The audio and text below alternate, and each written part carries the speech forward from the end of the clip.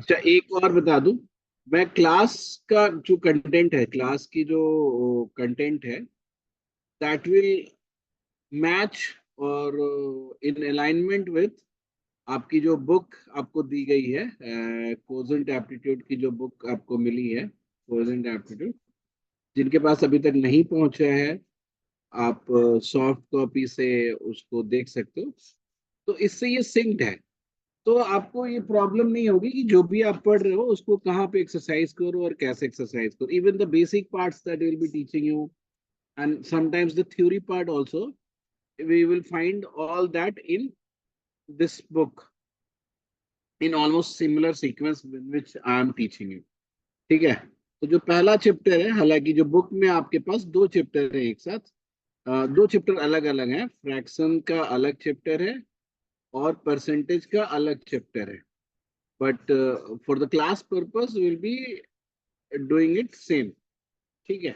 although the initial concepts that will be cover in fraction only, and then will be cover the percentage concept of percentage, but हालांकि percentage आपको fraction में भी use होगा, तो इसीलिए हम दोनों को साथ में लेकर चल रहे हैं, and that's why the name of the class is fraction and percentage. ठीक है। तो सबसे पहले मुझे एक बात बताओ कि जैसे ये एक सर्कल है और मैंने इसके दो पार्ट किए, दो इक्वल पार्ट किए, एंड मैंने एक पार्ट को डार्क कर दिया। Now the question is what part, है ना, ये कोर क्वेश्चन है, ये कोर क्वेश्चन है, इसी के हिसाब से आपको बाकी चीजें भी समझनी है। What part of circle is dark, ये। और नेक्स्ट और मैंने बना दिया कि उसमें ऐसे हाफ कर दिया, इक्वल पार्ट्स, उसको डार्क कर दिया, और ऊपर वाले का भी हाफ कर दिया और इसको डार्क कर दिया। And the question remains the same, what part of circle is dark. तो इस वाले का आंसर क्या होगा, जरा बताना मुझे। सर हाफ होगा। Half. And how do right it half, how do right half, half कैसे लिखते हो। 1/2। 2। तो आपने क्या देखा कि ये जो 1/2 है, ये हम नंबर सिस्टम में भी पढ़ते हैं। नंबर सिस्टम में जीरो, फिर वन, फिर टू ऐसे होता है, और जीरो वन के बीच में जो मिड पॉइंट होता है, वी ऑल्सो कॉल इट 1/2, और इसको हम बोलते हैं फ्रैक्शन। तो हमने क्या किया यहाँ पे, ये हो गया प्योर मैथ्स, जो नंबर सिस्टम का बात है, यहाँ पे हमने उसको अप्लाई कर लिया। हमने इस सर्कल को वन से कंसीडर किया कि let's consider the circle is one, and then जितने पार्ट्स उसके हुए हैं उसको नीचे कर दिया इक्वल पार्ट्स, और जो कंसर्न मेरा पार्ट है ऊपर। तो जो डिनोमिनेटर है वो टोटल को रिप्रेजेंट करता है, न्यूमरेटर जो है आपका कंसर्न को रिप्रेजेंट करता है। ओवरऑल द फिलोसफी इज कि you will be representing the part, you will be representing the part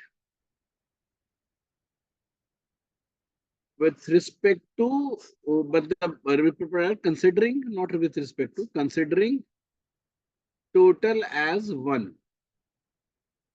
इस टोटल को अगर हम वन बोलते हैं तो ये वाला पार्ट जो डार्क है वो आपका 1/2 है। सिमिलरली यहाँ पे कितना पार्ट होगा डार्क, 2/3। कौन बोला 2/3,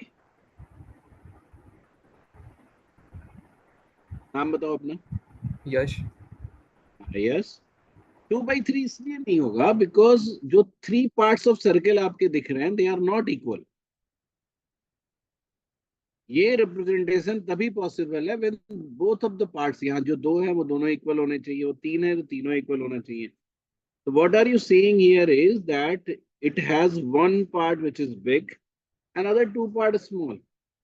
तो हम इसको क्या करते हैं कि ये रिप्रेजेंटेशन ना लेके we visualise the circle in four parts, four equal parts. ठीक है। अब अगर यहाँ पूछा जाए कि कितना पार्ट डार्क है, तो आप क्या बोलते हो, 3/4। ये बात समझ में आई तुम्हें, यस। हाँ। यस। तो जो फ्रैक्शनल रिप्रेजेंटेशन ऑफ पार्ट है उसमें डिनोमिनेटर जो है वो टोटल को रिप्रेजेंट करता है, but it should be equal. और न्यूमरेटर जो है कंसर्न को रिप्रेजेंट करता है कि किस बारे में हम बात कर रहे हैं। सिमिलरली अगर हम यहाँ पे ये पूछ दिए होते for the same figure, what part of circle is, what part of circle is blank, तो जाहिर सी बात है फॉर द सेम थिंग आपका डिनोमिनेटर तो 4 ही रहेगा और ब्लैंक 1 रहेगा। एंड ऑल टुगेदर अगर हम दोनों पार्ट को मिला लें, ब्लैंक प्लस डार्क, तो क्या हो जाएगा, वो हमारा फिर से 1 हो जाएगा, जिसको हमने इनिशियली स्टैब्लिश किया कि जो फ्रैक्शनल रिप्रेजेंटेशन है वो ये कंसिडर करता है कि जो हमारी टोटल है वो 1 है। तो इसको रिवर्स अगर हम बोलें कि ये एक सर्कल है ना, ये एक सर्कल है, 2/5 of the circle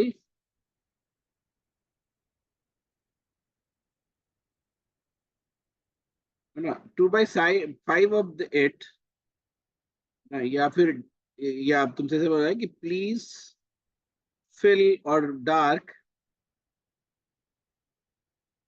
2/5 of the circle.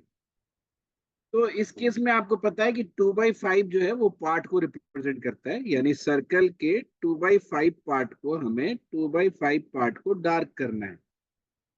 और 2/5 जैसे ही हमसे बोला गया तो हम क्या देखेंगे कि 5 इक्वल पार्ट्स करने पड़ेंगे हमें सर्कल के, उसमें से 2 पार्ट डार्क करना पड़ेगा। तो हाउ आई विल डू, हम सर्कल के 5 इक्वल पार्ट्स करेंगे ऐसे, और उसमें से 2 पार्ट हम इसको डार्क कर देंगे। बनाते वक्त इक्वल नहीं बनना है, बट आप ये कंसिडर करोगे कि ये 2/5। तो यहाँ हम बेसिकली कर क्या रहे हैं, what is the underneath story, we are representing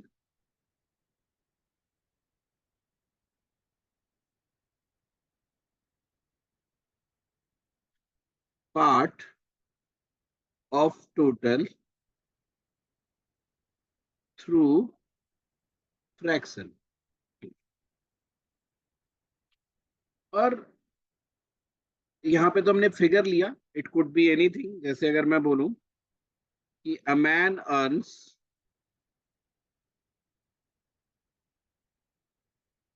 60,000 rupees and spends 12,000 on medicine.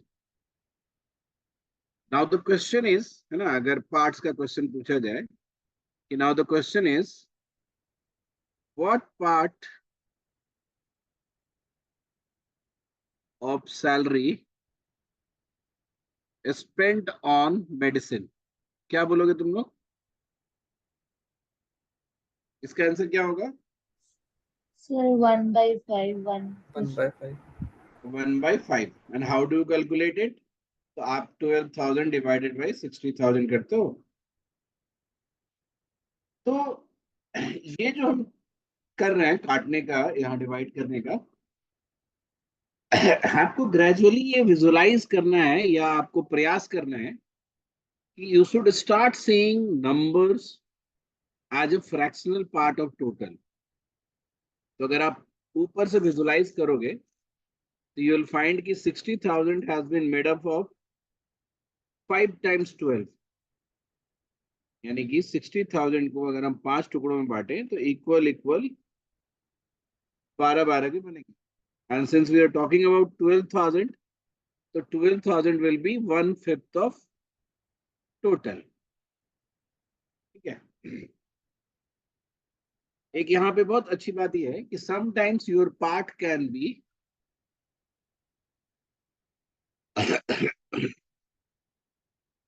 Can be greater than total also. बहुत सारी जगह पे ये पॉसिबल नहीं है, लेकिन बहुत सारी जगह पे ये है भी। जैसे अगर प्रीवियस क्वेश्चन में ये था कि 60,000 is the salary, a man spends 80,000 in that month, और क्वेश्चन है कि व्हाट पार्ट ऑफ सैलरी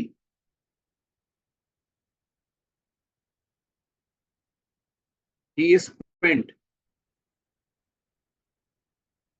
तो जाहिर सी बात है आपका जो एक्सपेंडिचर है वो आपके इससे बड़ा है, सैलरी से बड़ा है। तो यहाँ पे भी बात लेकिन वही होगी, हम इसको 80,000 बाई 60,000 करेंगे and you will find 4/3 which will be greater than 1, क्योंकि अगर टोटल 1 है तो आपका पार्ट 1 से बड़ा आना चाहिए। इसी चीज को लिखने का एक और तरीका होता है हमारे पास, कि हमें पता है कि 80,000 का बताना है कि 80,000 कितना पार्ट है। आई नो कि 60,000 of 80,000 is 1 and rest 20,000 of 80,000 is 1 by 20,000 of 60,000 is 1/3। तो जो टोटल पार्ट आएगा हमारा 1 + 1/3 विच इज 4/3। ठीक है, तो आप नंबर्स देखो किसी भी टोटल का और आपके दिमाग में तुरंत वो पार्ट पता चलने लगे। दैट्स व्हाट आई वांट, कि आप जल्दी से उस बात को स्टार्ट कर लो। तो अब तक हमने क्या किया, we just did one thing. We tried or we learned how to represent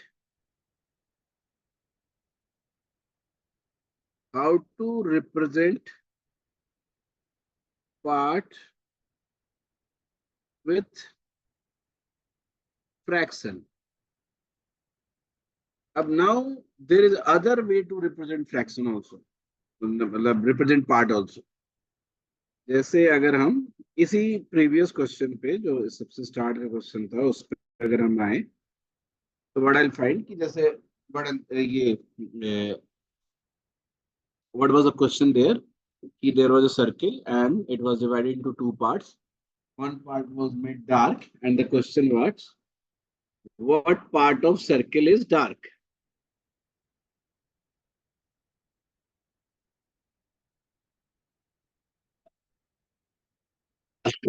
What part of circle is dark? तो आप इसमें क्या बोलोगे, कितना पार्ट डार्क है? 1/2। 1/2 तो हमने फ्रैक्शनल रिप्रेजेंटेशन में बता दिया। अब अगर परसेंटेज रिप्रेजेंटेशन लेना है तो हम क्या बोलेंगे? 50%। 50%। 50%। तो इसको 50% बोलने के लिए अंडरलाइंग फिलोसफी हमारी क्या थी कि हमने टोटल को 100 बोला, टोटल को हमने 100 से रिप्रेजेंट किया। तो जो हमारा कंसर्न था वो हमारा 50 आउट ऑफ 100। तो it is basically 50% where cent denotes 100। तो ऐसा बताओ कि कभी ऐसा हो सकता है कि हाफ इज लेस देन और मोर देन 50%? कभी ऐसा होगा? नहीं होगा ना। तो half as a fractional representation of any part is always equal to percentage representation of 50%। तो यहां से हमने क्या देखा कि आप जब आपका पार्ट का रिप्रेजेंटेशन हम परसेंटेज से भी कर सकते हैं, तो we'll also see all the basic representation of part which was based on fraction has a fix or has a certain percentage figure respectively. जैसे अगर आप बोलते हो 2/3 ऑफ एनीथिंग, एनीथिंग, इसका लिटरल मीनिंग क्या होगा? 2/3 ऑफ एनीथिंग का मतलब क्या होगा बताओ? How do we see 2/3 of anything?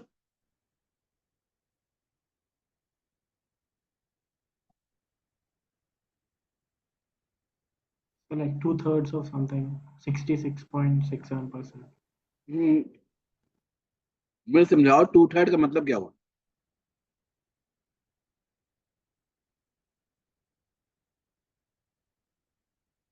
2/3 का एनीथिंग मतलब जिस 6.67%. नहीं वो तो ठीक है परसेंट, 2/3 ऑफ दिस बॉक्स का मतलब क्या हुआ कि इस बॉक्स के हम 3 इक्वल टुकड़े करेंगे और उसमें से 2 ले लेंगे। ये चीज हमारी हुई 2/3, है ना। तो Yes, ये yes. हमारा पार्ट का रिप्रेजेंटेशन है, 2/3 पार्ट का फ्रैक्शनल रिप्रेजेंट 2/3। तो हमने बताया कि इसका एक इक्विवेलेंट परसेंटेज होगा जो 100 के रिस्पेक्ट में आएगा। तो हमें क्या करना पड़ेगा, 100 को भी हमें 3 इक्वल पार्ट्स में बांटने पड़ेंगे। तो 100 को अगर हम 3 इक्वल पार्ट्स में बांटे तो एक पार्ट कितना होगा हमारा,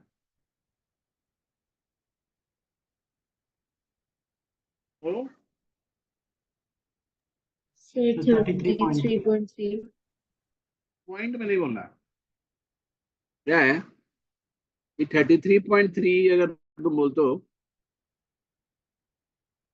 तो इसको अगर आप बार नहीं लगा रहे तो 3 बार ऐड करोगे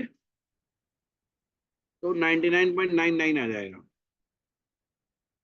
लेकिन हमने बांटा तो 100 को था। तो लेट्स कीप द फ्रैक्शन जो है, जो मतलब यहाँ पे लिखेंगे हम उसको मिक्स फ्रैक्शन में रखेंगे। तो एक पार्ट मेरा क्या होगा, 33 1/3।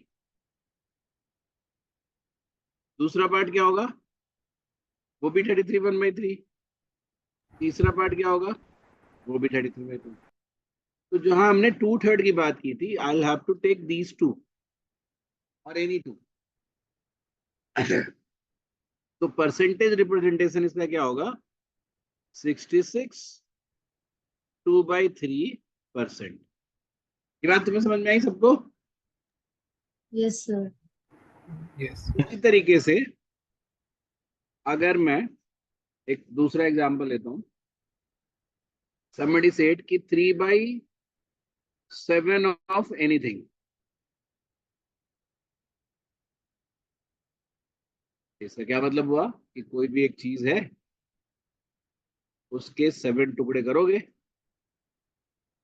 इक्वल, और उसमें से 3 टुकड़े ले लो, तो वो हमारा 3/7 होगा। ये रोटी हो, सैलरी हो, काम हो, डिस्टेंस हो, किसी भी चीज का 3/7 आप कर सकते हो। तो इसका एक इक्विवेलेंट परसेंटेज वो भी रिप्रेजेंटेशन भी होगा। उसको निकालने के लिए हमें क्या करना पड़ेगा कि 100 को 7 टुकड़ों में बांटना पड़ेगा। हालांकि आप इसको 3/7 इंटू 100 करते हो तो वही चीज होता है, ये आप 100 को 7 टुकड़े में बांटते हो, उसके 3 टुकड़े ले लेते हो। Let's do it manually here. 1 2 3 4 5 6 7। अगर हम अभी 100 को बांटे, डिस्ट्रीब्यूट करें इन 7 बॉक्सेस में, so that every box should get equal number, तो कितना लिखेंगे हम,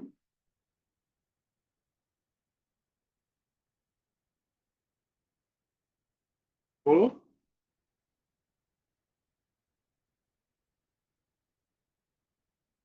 जल्दी बताओ।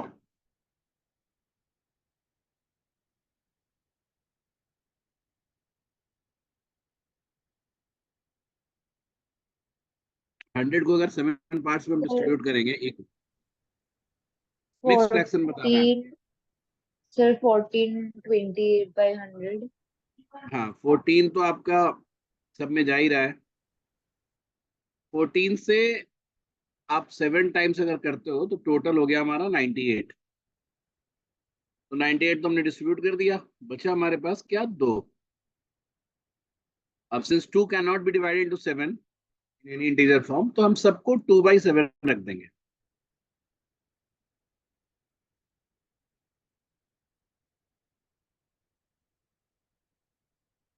आप अगर ऐसे करोगे 1 2 बार एक्सरसाइज तो आपकी वो बहुत अच्छी हो जाएगी मैथ्स। और हमारा क्या था कि अभी 3 लेना है, 3 इक्वल पार्ट्स लेने हैं। तो आई ऐड दीज 3, मैं तीनों को ऐड कर दूंगा। तो फिर से मैं क्या करूंगा, 14 14 14 ऐड कर लिया एक साथ, तो हमारे हो गए 42। और 2/7 2/7 2/7 तीन बार ऐड कर लेंगे तो आ गया 6/7। इतना परसेंटेज हो जाएगा ये बात समझ में आई तुम लोगों को? Yes. हाँ जी सर, एक एक डाउट था। आप क्या मिक्स्ड फ्रैक्शन एक बार समझा सकते हो मुझे? मुझे थोड़ा कंफ्यूजन हो रहा है मिक्स्ड फ्रैक्शन को लेके, फ्रैक्शन क्या कैसे होता कन्वर्ट है? कर। जैसे मिक्स फ्रैक्शन क्या है कि जैसे लेट से आपसे किसी ने बोला कि 15 को दो पार्ट में डिवाइड करो, यानी कि डिवाइड 15/2। तो इसमें क्या है कि 7 7 के 2 इक्वल तो हो जाएंगे और एक रह जाएगा which you can not divide into two equal parts.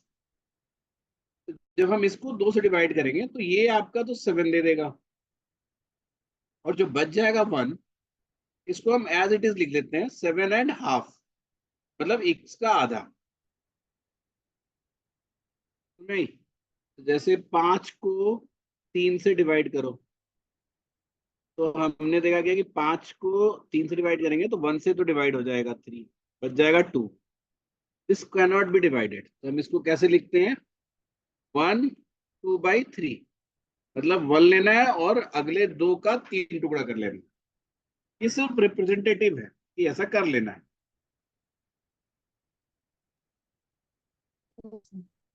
आगे बात समझ में? सर ठीक है, तो अभी हम प्रीवियस एग्जांपल पे आते हैं फिर से। अगर किसी ने मेरे से बोला होता कि 4/7 ऑफ एनीथिंग, इसका परसेंटेज इक्विवेलेंट क्या होगा, तो फिर से बात वही आ गई। 4/7 मतलब क्या हुआ कि 7 इक्वल टुकड़े कर देने हैं और उसमें से 4 ले लेना है।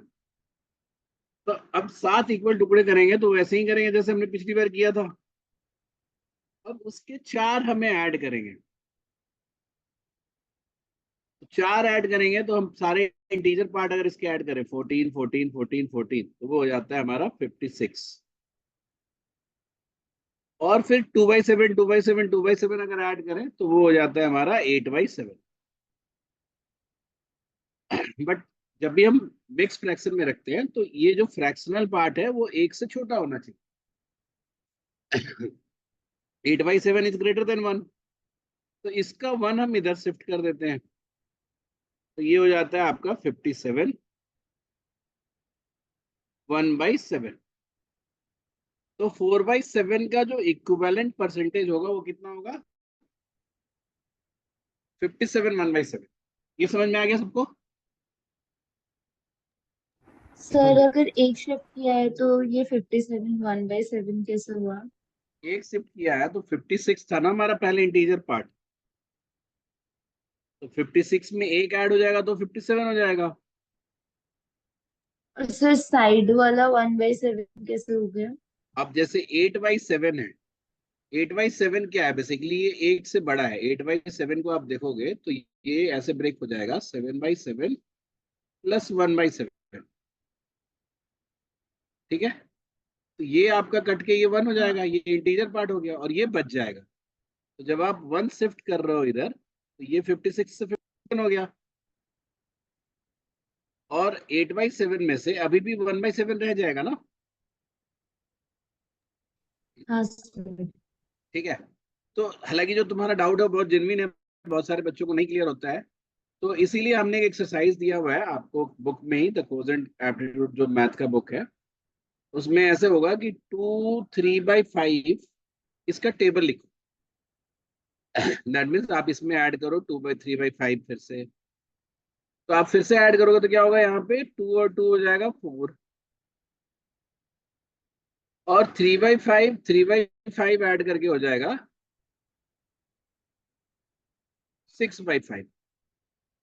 तो यहाँ भी आप क्या देखते हो कि 6/5 इज ग्रेटर देन 1, तो आप 1 यहाँ शिफ्ट करते हो, इट विल बी 5, और यहाँ 1/5 बचा रह जाएगा तो उसकी फाइनल वैल्यू जो आएगी 5 1/5। ठीक है,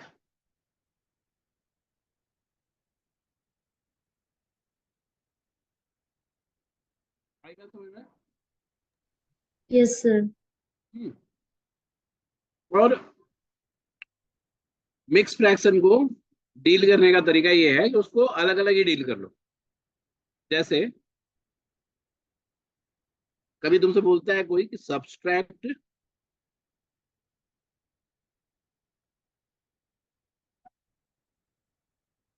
20 माइनस 3/4/7। आप पहले इसको क्या करते थे? पहले आप इसको नॉर्मल फैक्टर में लेके आते थे, नॉर्मल फ्रैक्शन में। तो 20 माइनस 7 × 3 21, 21 + 4 25/7 लिखते थे। फिर आप इसको एलसीएम लेते थे 7 और 1 का, तो 7 आता था। फिर ये आपका 140 माइनस 25, और फिर ये आपका आ जाता था 115 डिवाइडेड बाई 7, और ये आपका आ जाता था, फाइनल जो वैल्यू आएगा वो आपका आएगा 163/7। इतना आता था। तो ये जो इतना सारा स्टेप करते थे, अगर आप फ्रैक्शन की तरह से देखो तो ये बहुत आसान हो जाएगा। हमें क्या है कि ये 3 and 4/7 है। मतलब 3 4/7 अगर कभी बोलता है तो इट्स बेसिकली 3 and 4/7। यानी 20 से आपको 3 भी सब्सट्रैक्ट करना है और 4/7 भी सब्सट्रैक्ट करना है। तो हम क्या करेंगे, पहले 3 सब्सट्रैक्ट कर लेते हैं। तो ये हो जाएगा हमारा 17 माइनस 4/7 बच जाएगा। अब ये हमें पता है कि 4/7 जो है 1 से छोटा है, तो हम पूरे 17 को नॉट डिस्टर्ब करके 16 अलग कर लेंगे, और फिर 1 माइनस 4/7 कर देंगे। ये उसी तरह की बात हुई कि जैसे आपसे कोई बोला कि 5 रुपए में 25 पैसे कम कर दे तो कितना बचेगा।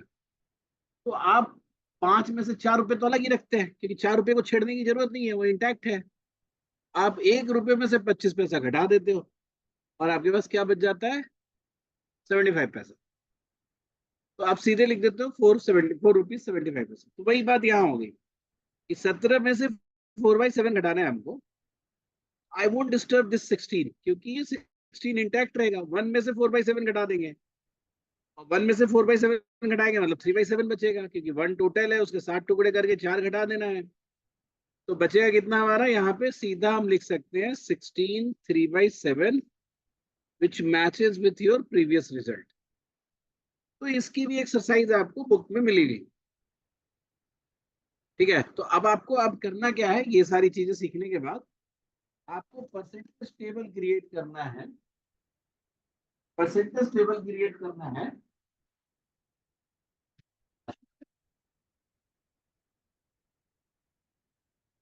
परसेंटेज टेबल क्रिएट करना है सारे नॉर्मल फ्रैक्शंस का। जैसे हाफ, तो ये कितना हो जाएगा हमारा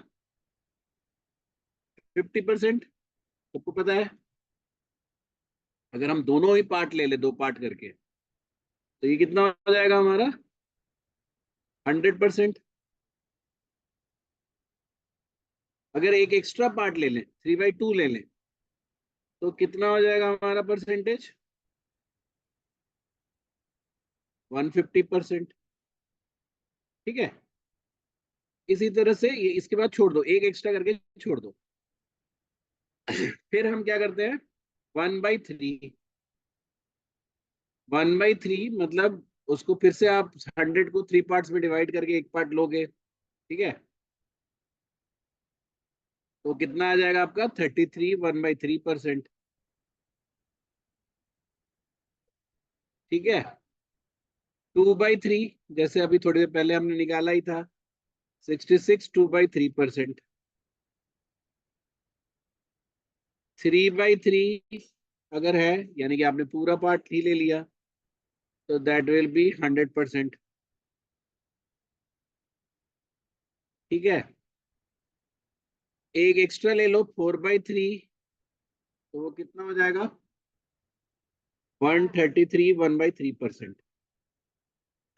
फिर अगला आप 4 वाला करो, यानी कि पहले 1/4, फिर 2/4, फिर 3/4, ऐसे करके आपको सारे फ्रैक्शंस के परसेंटेज वैल्यूज को वो करने, सारे परसेंटेज वैल्यूज को, सॉरी फ्रैक्शनल वैल्यूज को, बेसिक फ्रैक्शनल वैल्यूज को, एक सेकेंड, और एक एक एक्स्ट्रा तक करना है, जिससे आपको एक पैटर्न बना रहे कि बड़ा फ्रैक्शन अगर है, मतलब टोटल से ज्यादा है, तब हम उसको कैसे डील करेंगे। तो इसी तरह से 1/4, 2/4, 3/4, 4/4, 5/4, इन सब का लिखोगे। इसी तरह से 1/5, 2/5, 3/5 ऐसे लिखोगे। 8 का लिखोगे तो 1/8, 2/8 ऐसे करके लिखोगे। तो इसी तरीके से हमें 1/16 तक के सारे फ्रैक्शंस के, है ना, ये सारे हमें वो करने हैं, टेबल बनाने हैं। तो ये आज की क्लास हम इसको, मतलब अभी रुको, अभी जाना नहीं है तुम्हें कहीं,